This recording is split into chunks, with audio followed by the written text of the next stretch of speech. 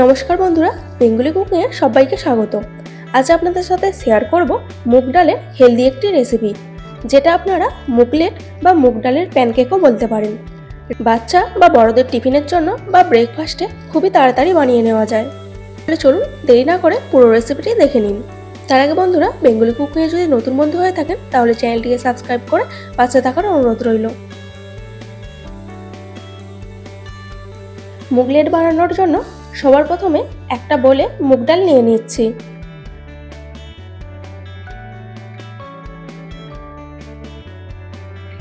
কয়েকবার জল চেঞ্জ করে ভালো করে ধুয়ে নিয়ে ভিজিয়ে রাখতে হবে। প্রায় 2 থেকে 3 ঘন্টা ভিজিয়ে রাখলেই দেখবেন ডাল ভালোভাবে ভিজে ফুলে উঠবে। ডাল ভালোভাবে ভিজে যাওয়ার পর ডালটা পেস্ট করে নেব। ডাল থেকে জল ঝরিয়ে নিয়ে মিক্সিতে নিয়ে নিচ্ছি।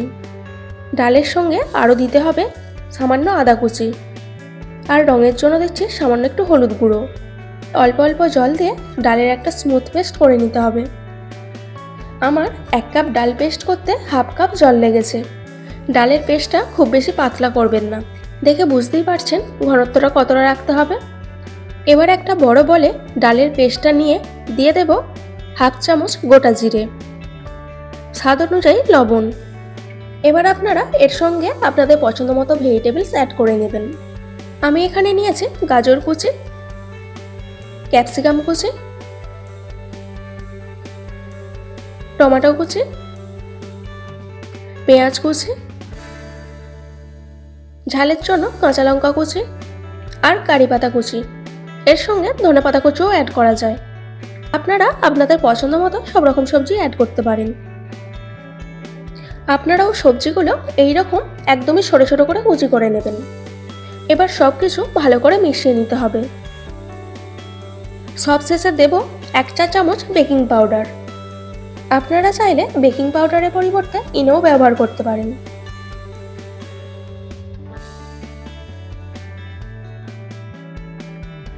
এবার ননস্টিক গরম করে তাতে সামান্য তেল দিয়ে 1 হাতা মিক্সচার দিয়ে এইভাবে গোল করে নিতে হবে। তবে খুব বেশি পাতলা করবেন না, একটু মোটা রাখবেন। এই সময় গ্যাসের ফ্লেমটা লোতে রাখতে হবে। এবার ঢাকা দিয়ে দিলাম, যাতে ভেতরটা স্টিম হয়ে ভালোভাবে কুক হয়ে যায়।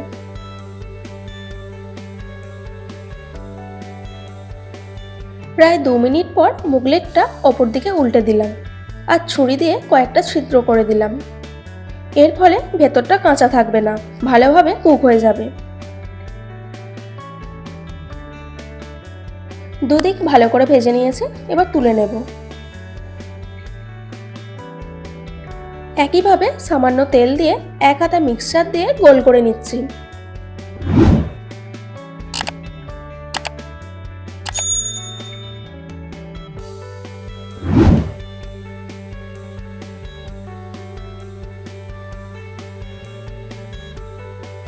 দেখতেই পাচ্ছেন প্রত্যেকটা মুগলেটে এইভাবে ছুরি দিয়ে সিদ্ধ করে নিচ্ছি, যাতে ভেতরটা ভালোভাবে কুক হয়ে যায়।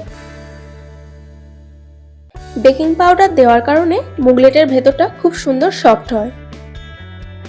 মুগলেটের দুদিক এইরকম লাল লাল করে ভেজে নেবেন।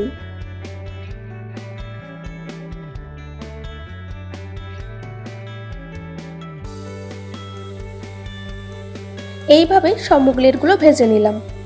আপনারাও এইভাবে বাড়িতে ট্রাই করে দেখবেন। আশা করছি আপনাদেরও খুবই ভালো লাগবে। যে কোনো চাটনি বা সসের সঙ্গে পরিবেশন করতে পারেন।